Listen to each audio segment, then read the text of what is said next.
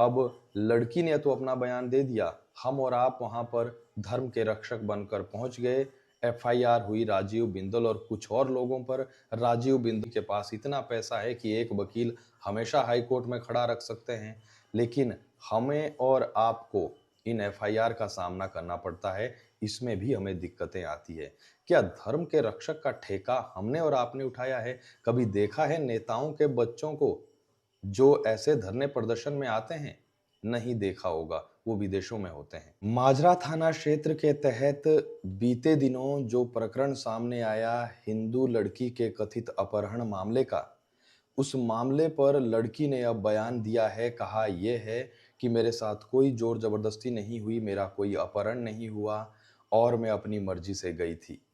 इस खबर पर बाद में बात करेंगे। इस पर भी बात करेंगे कि क्या राजीव बिंदल दंगे भड़काना चाहते थे। इस पर भी बात करेंगे कि क्या वाकई में सुखराम चौधरी जैसा राजनेता, सुखराम चौधरी जैसा नेता हिमाचल में कोई नहीं है। इस पर बात करेंगे कि क्या वाकई में एसडीएम और पुलिस की मुस्तैदी ने बहुत बड़े दंगे होने से पांवटा साहिब को जलने से बचा लिया। इस पर बाद में बात करेंगे। पहले मुझे लगता है आपको कुछ महीने पहले हुई एक घटना से को याद करवाना चाहिए। पांवटा साहिब के यमुना नदी किनारे हिमाचल उत्तराखंड सीमा पर कई गोवंश के अवशेष बरामद होते हैं। हिमाचल और उत्तराखंड के सीमा पर तनाव बढ़ जाता है, बवाल हो जाता है। उत्तराखंड में तो कई जगहों पर मार-पिटाई की खबरें सामने आती है। हिमाचल में भी सड़क पर जाम लगा दिया जाता है। हिंदू संगठन के लोगों की एक ही मांग थी कि इन लोगों को पकड़ा जाए और जो अवैध रूप से यहाँ लोग रह रहे हैं, उनकी भी वेरिफिकेशन हो, रेहड़ी-फड़ी वालों की। एसडीएम गुंजीत सिंह चीमा उस समय छुट्टी पर थे। यहाँ माहौल तनावपूर्ण हो गया था। हम मौके पर थे। रात के वक्त जो प्रदर्शन कर रहे थे वो उत्तराखंड और हिमाचल की सीमा पर कुल्हाल में चले गए। वहां पर नेशनल हाईवे में बीच सड़क पर हजारों लोग बैठ गए। एसडीएम छुट्टी पर थे, डीएसपी थे। डीएसपी समझाने में नाकाम रहे लोगों को और यही वजह थी कि बाईपास से जो प्रदर्शन कर रहे थे वो कुल्हाल बैरियर पर पहुंच गए। रात का वक्त था। दुधिया रोशनी में एक नेता उम्र के इस पड़ाव पर एनएच पर पहुंचता है, लोगों के बीच में बैठ जाता है, उनके गुस्से का सामना भी करता है, उनकी बातें भी सुनता है और वो नाम था सुखराम चौधरी का। सुखराम चौधरी जब वहां पहुंचे तो उन्होंने सबसे पहले लोगों से बातचीत की, उनकी समस्या को सुना, क्योंकि सुखराम की राजनीति भड़काने वाली नहीं कभी रही। सुखराम को आपने कभी भी देखा होगा, कोई भी बड़ा मुद्दा एकदम से घटता है तो सुखराम अपना काम धाम छोड़कर, विधानसभा भी अगर बैठे हो, विधानसभा से भी छुट्टी लेकर पहुंचते हैं और ऐसी घटनाओं पर मौके पर पहुंचते हैं। देखा होगा आपने कि मौके पर जाकर वो लोगों को भड़काते नहीं हैं, वो मामले को शांत करना चाहते हैं। वहां पर भी ऐसा ही हुआ। उन्होंने जो कुल्हाल बैरियर पर लोग बैठे थे, वहां पर लोगों से बात की और जब सुखराम चौधरी वहां पहुंचे तो लोगों ने फुसफुसाना शुरू कर दिया कि सुखराम चौधरी आ गए हैं, अब मामले को शांत कर देंगे। हुआ भी कुछ ऐसा ही। अगले दिन हिमाचल उत्तराखंड पुलिस के आला अधिकारियों ने प्रेस वार्ता की। एसडीएम गुंजीत सिंह चीमा जो छुट्टी पर थे वो रातों रात पौंटा आए और सुबह जब प्रेस वार्ता में हिमाचल उत्तराखंड पुलिस ने अपनी जांच सामने रख दी थी, तब गीता भवन के पास जो प्रदर्शन कर रहे थे एसडीएम वहां पहुंचते हैं। कुछ लोग कहते हैं कि अवैध अतिक्रमण को लेकर हिंदुओं पर ही अति कार्रवाई हुई है, मुस्लिमों पर नहीं हुई है। उस भीड़ में से भी गुंजीत सिंह चीमा ये कहते नजर आते हैं कि देखिए इस गलतफहमी में मत रहना कि कार्रवाई सिर्फ मुस्लिमों पर होगी। हिंदू होगा या मुस्लिम, गैर कानूनी काम किया होगा तो सब अंदर जाएंगे, सब पर कार्रवाई होगी। इतना कहकर वो वहां से चले जाते हैं और 2-3 दिन से जो तनावपूर्ण माहौल हुआ था वो शांत हो जाता है।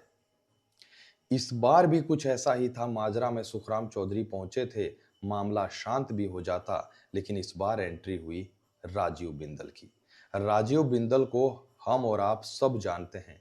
कट्टर समर्थक के अलावा शायद ही कोई कह रहा होगा कि राजीव बिंदल अपनी जगह पर ठीक थे। राजीव बिंदल आते हैं, कहते हैं कि 18 साल की नन्ही मुन्नी बच्ची को बहला फुसला कर कोई ले गया, पुलिस अभी तक नहीं ढूंढ पाई, कार्रवाई करनी है तो यहीं पर करो, यहीं जांच रख दो लोगों के सामने। 163 लागू होने के बावजूद भी राजीव बिंदल वहां पहुंचते हैं। कायदे से जिम्मेवारी तो उनकी ये बनती थी कि वो कहते लोगों से कि 163 लगी है, कानून का पालन करो, दुनिया की सबसे बड़ी पार्टी के प्रदेश अध्यक्ष होने के नाते। लेकिन राजीव बिंदल वहां एसडीएम से बहसबाजी करने लगते हैं। शायद राजीव बिंदल ने ये तस्वीरें नहीं देखी। पुलिसकर्मी जिसने ना लड़की भगाई ना लड़का भगाया, वहां पर शांति बहाल करने गया था, उस पुलिसकर्मी पर पत्थर फेंके गए, उसके सर फोड़ दिया गया। ये जो आप देख रहे हैं निशान, ये जो आप देख रहे हैं हथियार, ऐसे हथियारों से प्रदर्शन हो रहा हो। मैं ये नहीं कह रहा हूं कि हिंदू थे या मुसलमान थे, वो जांच का विषय है और जांच हो रही है। मैं सिर्फ इतना कह रहा हूं कि ऐसे प्रदर्शन हो रहा था, ऐसे लोग वहां पर हथियार, तेजधार हथियार लेकर गए थे, और आप कह रहे हैं एसडीएम को कि आप डंडा भी ना उठाओ। आज जब लोग मॉर्निंग वॉक पर निकलते हैं, इवनिंग वॉक पर निकलते हैं, तब भी हाथ में डंडा लेकर चलते हैं। और राजीव बिंदल चाहते थे कि ऐसे ऐसे हथियारों के साथ पथराव के बीच एसडीएम साहब डंडा भी ना उठाए, पुलिसकर्मी हाथ पर हाथ रखकर बैठे रहें और अपना सर फुड़वाते रहें। क्यों पुलिसकर्मियों के घर परिवार नहीं है? क्या पुलिसकर्मियों के घर पर उनका कोई इंतजार नहीं कर रहा है?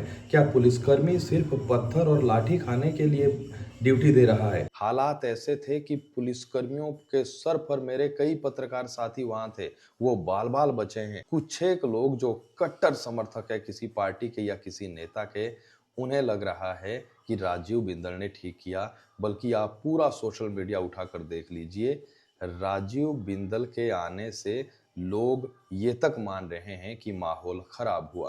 क्योंकि राजीव बिंदल की राजनीति से न केवल सिरमौर परिचित है, बल्कि सोलन भी परिचित है। राजीव बिंदल और सुखराम चौधरी में जमीन आसमान का फर्क है। सुखराम चौधरी की राजनीति आपने देखी होगी, राजीव बिंदल की एंट्री इस बार हुई तो इस बार आपने हालात भी देख लिए। कहने का मतलब यह है कि लड़की का माइंड वॉश किया होगा तो लड़के ने किया होगा, और वो भी कई सालों से किया होगा, लगातार कर रहा होगा।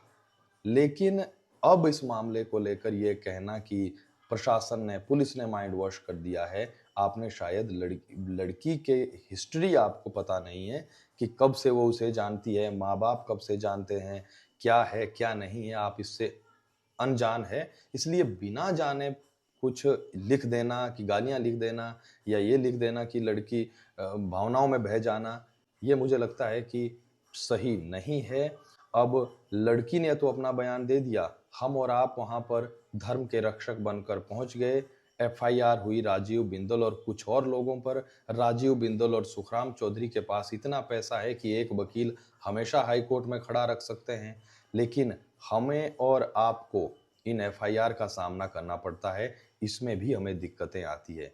क्या धर्म के रक्षक का ठेका हमने और आपने उठाया है? कभी देखा है नेताओं के बच्चों को जो ऐसे धरने प्रदर्शन में आते हैं?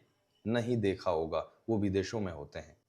हम और आप वहां पहुंचते हैं, नेता ने राजनीति करनी है। नेता जब किसी भी स्थल पर पहुंचेगा, याद रखिएगा, वो नेता है, वो राजनीति करेगा। समझना तो हमें और आपको पड़ेगा कि हम और आप क्या कर रहे हैं। जिन 4-5 लोगों पर एफआईआर हुई है, उन लोगों पर क्या बीतेगी, उनके घर वालों पर क्या बीतेगी। उस समय तो हमने हो हल्ले में पत्थर उठा लिए, छत पर चाहे मुस्लिम हो चाहे हिंदू हो, हमने पत्थर उठा लिए और हम फिर भावनाओं में बहकर पत्थर मार देते हैं। लेकिन हालात आज ये है कि राजीव बिंदल पर चाहे कोई भी मुकदमा दर्ज हो, वो अच्छे से अच्छा वकील खड़ा कर देगा। लेकिन हमें और आपको ये सोचना चाहिए कि हम किस विषय पर क्या कह रहे हैं, क्या कर रहे हैं। पुलिसकर्मी जो वहां ड्यूटी कर रहे थे, वो लोग समझ सकते हैं जिनके घर से कोई पुलिसकर्मी होगा। जो शांति बनाए रखने के लिए वहां गया था, अपनी ड्यूटी कर रहा था, उसको जान से मारने की कोशिश की जाती है। ये जान से मारने की कोशिश है। ये जो आप हथियार देख रहे हैं, ये अच्छी तरीके से अगर किसी के सर पर बच जाता तो वो वहीं पर खत्म हो जाता। तो ये क्या जान से मारने की कोशिश नहीं है जो राजीव बिंदल कह रहे हैं कि हत्या करने का मुकदमा अटेम्प्ट टू मर्डर कैसे लगा? खैर, गिरफ्तारी 4-5 लोगों की हुई है। अगर राजीव बिंदल के सबूत हैं कि राजीव बिंदल भी उसमें शामिल थे, तो राजीव बिंदल को भी अंदर कर देना चाहिए। सुखराम चौधरी पर ज़रूर ये कैसे मुकदमा दर्ज हुआ, ये सोचने का विषय है, क्योंकि सुखराम चौधरी ने एक भी बात भड़काने की नहीं की।